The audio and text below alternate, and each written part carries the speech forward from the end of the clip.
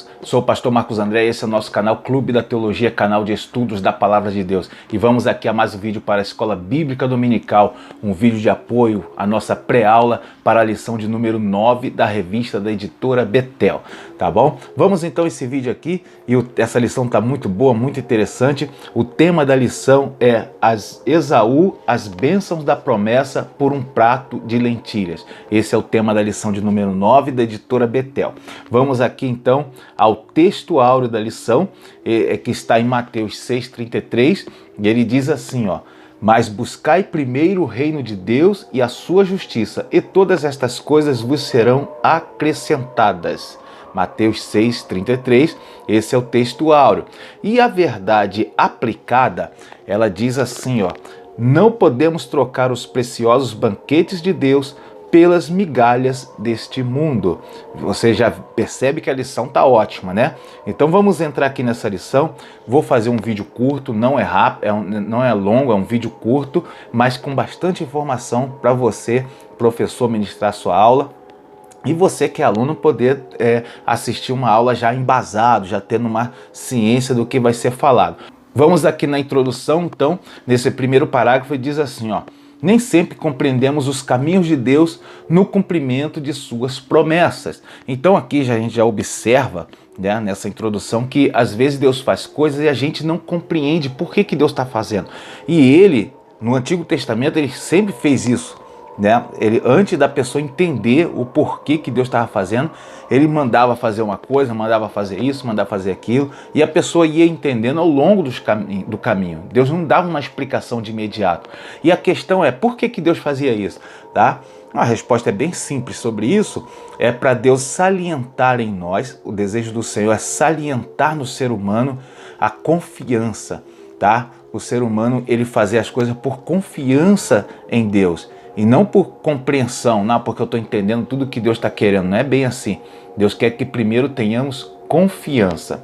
Continuando então, vamos aí entrar no primeiro tópico da lição, tá? Mas antes eu falo contigo, deixa o seu like aí para ajudar o nosso canal. E também para você que deseja adquirir o meu livro, né? Os meus 2 trabalhos.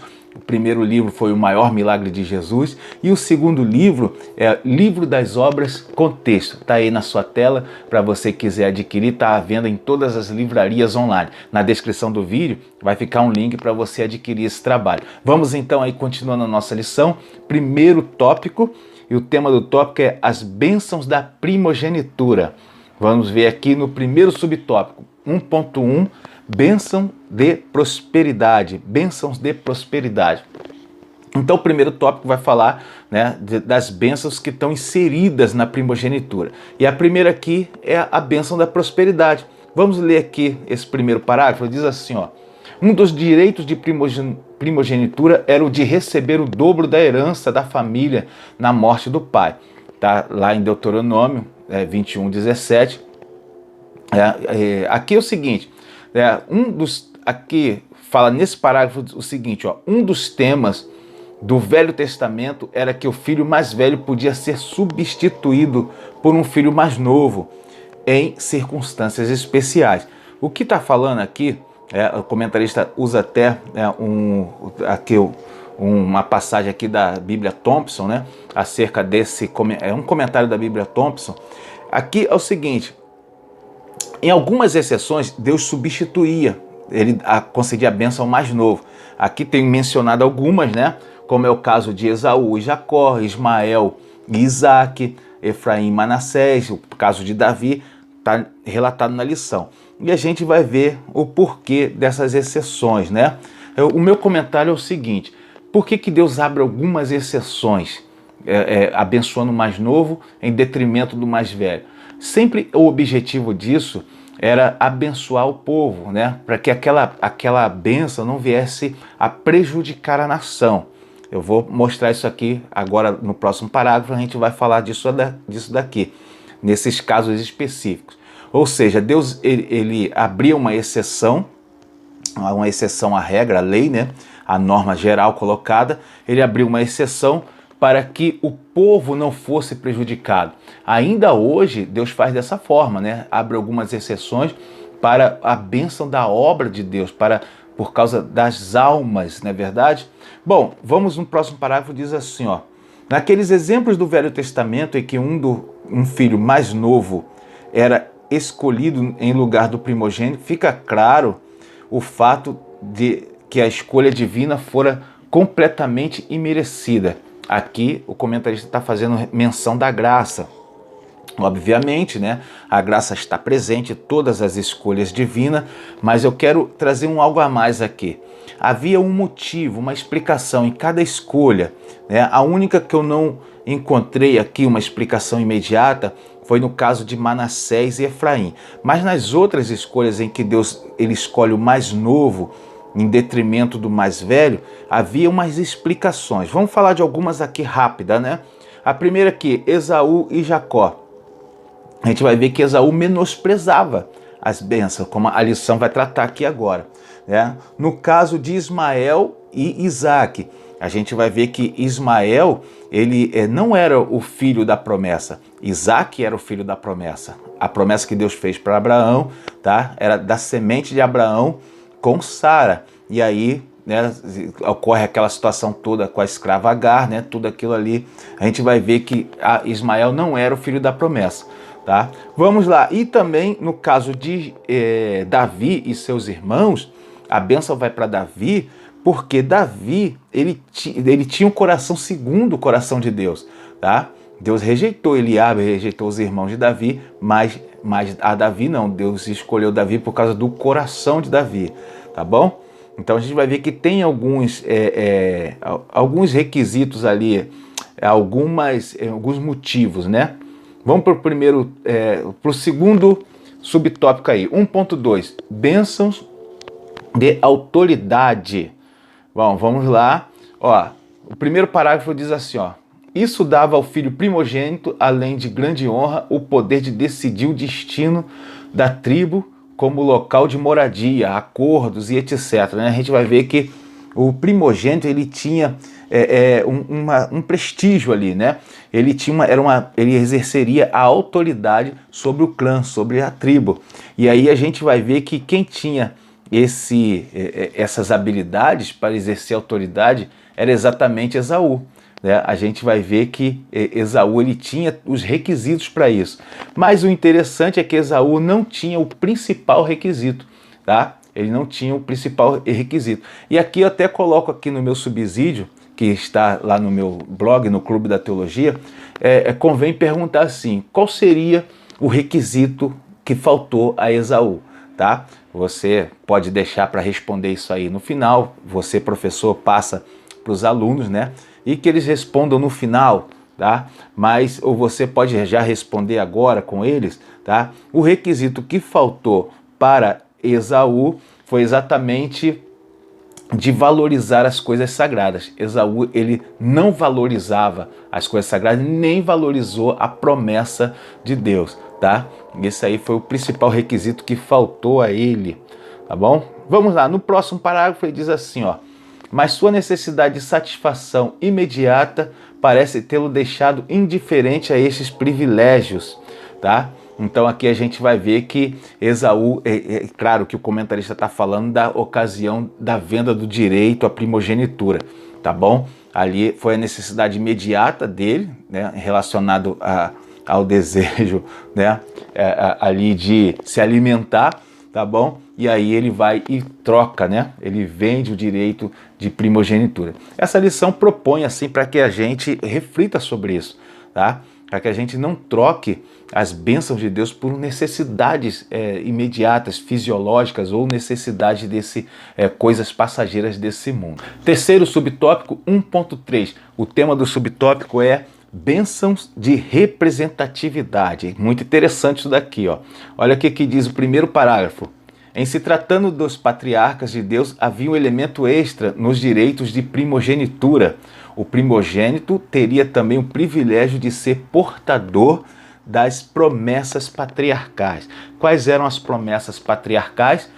Vale a pena perguntar para a classe. Quais eram as promessas patriarcais? A promessa de fazer da semente de Abraão uma grande nação. Então Deus faria uma nação que entraria para a história. A nação de Israel que está aí hoje, né? Entrou para a história. E aqui o nome do patriarca, o nome do primogênito ficaria registrado na história. Aí, como foi o caso de Jacó, em lugar de Esaú. Jacó entrou para a história, o nome dele foi dado à nação de Israel. O nome de Jacó foi trocado para Israel e hoje a nação que conhecemos se chama Israel. Tá? Poderia ser Esaú, né? Talvez, tá? Mas aí passou para Jacó.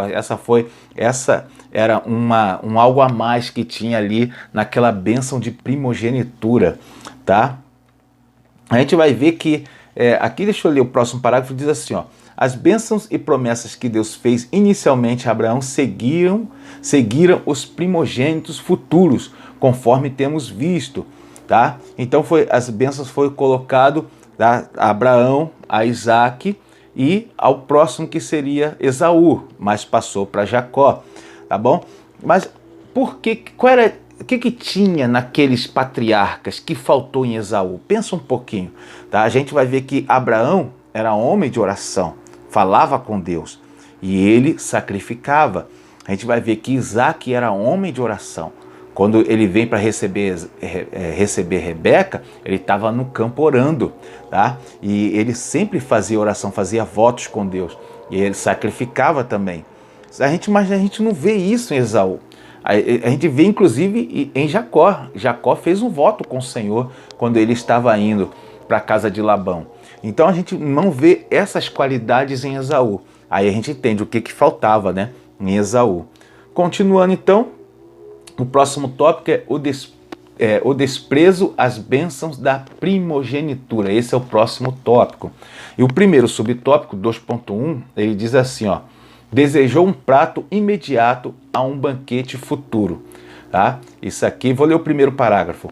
Nossos primeiros pais, Adão e Eva, foram tentados exatamente com a comida, numa busca de satisfação imediata e passageira, sem Deus, no lugar de uma satisfação futura e abundante. Aqui vai falar, né, que Adão e Eva foram tentados na questão da comida, da necessidade básica, o alimento, e também Esaú aqui. E o interessante em todo esse contexto é que o próprio Senhor Jesus, quando foi tentado, a primeira tentação que Satanás vai fazer contra Jesus é exatamente para que ele transformasse as pedras em pães, né? Você vê que sempre Satanás aqui tem uma estratégia exposta do inimigo. Sempre Satanás vai tentar na necessidade mais básica do ser humano, tá? E por aí vai, nas outras necessidades, né? Então convém aí alertar a classe, né? Essa lição segue em tema de alerta para a classe, para que ficar ligado nas propostas satânicas, sempre atendendo necessidade básica ligada à alimentação, ligadas à família, tá? Todas essas coisas aí, a trabalho, tá? Bom, vamos lá. O próximo parágrafo diz assim, ó, tão absurda quanto a proposta de Jacó foi a autojustificativa de Esaú. Ele fala, eis que estou pronto a morrer, né? De que me servirá logo a primogenitura? Olha que coisa terrível, né? Aqui a gente vê que já Esaú, ele coloca em igualdade, tá? A bênção de Deus, a primogenitura, ele coloca em igualdade com aquele prato de lentilha. Olha que coisa terrível a pessoa consegue fazer quando não não valoriza as coisas de Deus. Ela iguala o que é de Deus, ela tenta igualar com as coisas que são supérfluas e passageiras desse mundo, tá? Isso aconteceu com Esaú. E está acontecendo hoje com muitos homens de Deus, não homens de Deus não, né?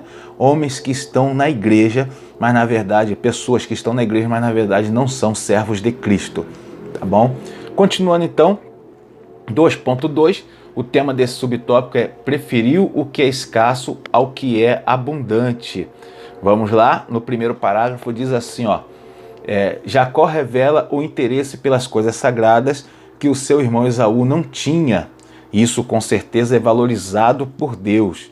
Tá? Aqui a gente vai entender por que Deus permitiu aquelas coisas acontecerem. Tudo aquilo ali acontecer, né? Ele permite porque ele viu o coração de Esaú. Deus não ia permitir que Esaú, que um homem que não valorizava as coisas as coisas do céu, as coisas sagradas, ele não ia permitir que Esaú assumisse a liderança do clã que ia dar origem à nação, né? A nação de Israel. Como é que ia ser isso? Por causa disso daí, por causa do risco que havia para o futuro da promessa, Deus não permitiu Esaú assumir aquilo ali, né? Assumir o clã da família.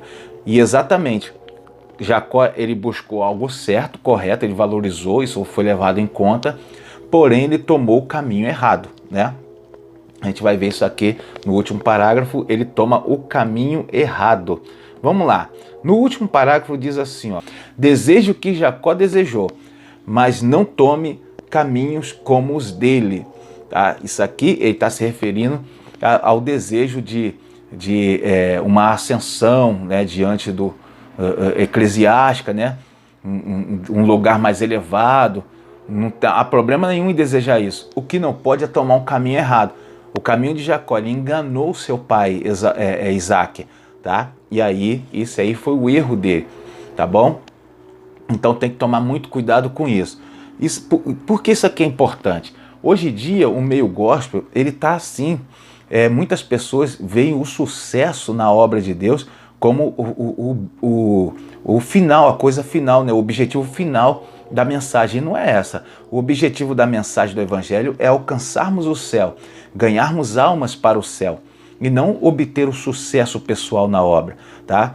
Por causa de busca de público, de ofertas, busca por likes, busca por reconhecimento, muitas pessoas têm sacrificado a doutrina, têm deixado a palavra de Deus de lado e deixado a valorização das almas. Então isso daqui é o que a gente está aprendendo nessa lição. Desejar, pode até desejar o que Jacó desejou, mas não pode usar os caminhos que Jacó utilizou. Continuando então, subtópico 2.3. Tá? E o tema do subtópico 2.3 é: priorizou o prazer pessoal que o propósito espiritual. Tá? Esse primeiro parágrafo diz assim: além de desprezar as bênçãos da primogenitura, Esaú se casa com mulheres estrangeiras. Tá? E aqui a gente vai ver que havia, né, uma ordem de Deus aos patriarcas que não se casassem com mulheres estrangeiras. Isso aí foi colocado pelo Senhor, né? Isso aqui a gente vai entender com todo esse comportamento de Esaú, a gente vai entender por que Deus o rejeitou, né? Por que o Senhor aqui vai mostrar como que ele considerava as coisas de Deus, como ele considerava as ordens emanadas por Deus, dadas aos patriarcas. E aí a gente vai entender por que Deus o rejeitou. Olha só, tem um versículo que ele exemplifica bem isso daí. É o que está em 1 Samuel, capítulo 16, verso 7. Olha o que diz. Porém, o Senhor disse a Samuel: não atentes para a sua aparência, nem para a grandeza da sua estatura, porque o tenho rejeitado. Porque o Senhor não vê como vê o homem. Pois o homem vê o que está diante dos olhos, porém o Senhor olha para o coração. Olha que exemplo maravilhoso. Deus, ele fala que ele vê o que está no coração. Então ele rejeitou os irmãos de Davi antes de Samuel chegar lá para fazer a unção do rei, né, do novo rei. Então Deus já havia rejeitado eles pelo que estava no coração deles. E aí a gente vê o porquê que Deus também rejeita Esaú de antemão. Esaú já havia sido rejeitado. Tá? Continuando então, vamos para o próximo próximo parágrafo. Ele diz assim, ó: a profanação é o pecado de tratar comum aquilo que é sagrado. Tá? Aqui tem, mais à frente ele diz assim, ó: já sua imoralidade obviamente estava relacionada à sua ligação com mulheres estrangeiras, em cultos pagãos. Então as mulheres que viviam ali, que não eram da família de Abraão, elas estavam envolvidas com os cultos pagãos, né, com a idolatria. E aí a gente vai ver que Deus ele havia proibido isso daí exatamente porque o Senhor, ele conhecia o coração humano. Ele havia proibido o relacionamento, o casamento com mulheres estrangeiras, porque ele já conhecia a fraqueza do coração humano. O homem que ele criou e que ele viu cair, né, na questão do pecado lá em Adão, e Deus já conhecia, e por isso Deus havia proibido esse casamento, essa mistura aí com o seu povo, né, com a semente de Abraão, com as mulheres estrangeiras que praticavam a idolatria. Tá? Esse problema aqui, que Deus visualizou naquela época, acontece até hoje. Até hoje a gente vê pessoas nas nossas igrejas, jovens, moças, rapazes, quando buscam um relacionamento, um namoro, e fazem isso com pessoas do mundo, a gente vê um jugo desigual acontecer. E na maioria das vezes, a gente sabe muito bem disso, na maioria das vezes, essas pessoas, esses homens, servos de Cristo, é que vão para o mundo e não trazem pessoas do mundo para a igreja por conta de namoro. Salvo exceções, né? Existem exceções, mas no geral o que acontece é de um homem servo de Cristo, uma mulher serva de Cristo, um jovem, né? Eles vão, se relacionam com a pessoa do mundo e acabam se mundanizando como aquela pessoa. Infelizmente isso acontece, Deus sabia disso, por isso ele não permitiu que a semente de Abraão, que os filhos de Abraão, os patriarcas, se relacionassem com mulheres estrangeiras. E Esaú desrespeitou isso daí. Bom, vamos ver aqui o próximo tópico, e o tema desse tópico é efeitos de desprezar as bênçãos de Deus. Tá? Efeitos de desprezar as bênçãos de Deus. Primeiro subtópico, 3.1, o título é buscar o que não pode mais ter, né? Ou seja, ele começa a buscar aquilo que, numa questão de arrependimento, né? Mas na verdade vira remorso, né? Vamos lá, primeiro parágrafo, diz assim, ó: para Esaú, os direitos da primogenitura e as bênçãos de Deus através de seu pai Isaque eram coisas distintas. Por isso ele buscou ser abençoado por seu pai, mesmo depois de ter vendido a primogenitura para Jacó. Ele quis a bênção, não quis ser abençoado, mas para Isaque, né? Isaque, na visão divina, não concede mais aquela bênção que ele havia dado a Jacó, né? A gente vai ver que isso aí que Esaú está manifestando é uma postura de pessoas que não reconhecem, né? A mesma postura de pessoas que não alcançam maturidade, elas não reconhecem os seus erros. Esaú não reconheceu em nenhum momento que ele estava errado, que ele havia errado em vender o seu direito de primogenitura. Isso não acontece no texto sagrado. Olha o que Esaú pensava. Ele acusava Jacó de tê-lo enganado, né? Olha o que ele fala no verso 36 do capítulo 27 de Gênesis. Ele diz assim, ó: então disse ele, não é o seu nome justamente Jacó, tanto que já 2 vezes me enganou. Ele está fazendo uma referência ao nome de Jacó, que significa usurpador, o enganador, né? E aí ele fala que Jacó o enganou 2 vezes, né? 2 vezes Jacó o engana. Na verdade, Jacó não enganou ele, enganou Isaque. E na primeira vez, Jacó foi bem claro sobre a proposta, né? Me vende o seu direito de primogenitura. Não estava enganando ele. Ele vendeu consciente o direito de primogenitura. Ele jurou conscientemente, tá? Ou seja, a pessoa não reconhece o erro, não reconhece que ele estava errado, tá? E esse foi um grande problema na vida de Esaú. Continuando aqui, no segundo parágrafo diz assim, ó: mas nos propósitos de Deus na história de Israel, estas coisas são inseparáveis. Quando Esaú desprezou os privilégios de seu nascimento, desprezou também as bênçãos especiais para o seu futuro. Tá? É interessante que Hebreus menciona esses fatos dessa forma. Vou ler aqui o que Hebreus fala, Hebreus 12, 16 e 17.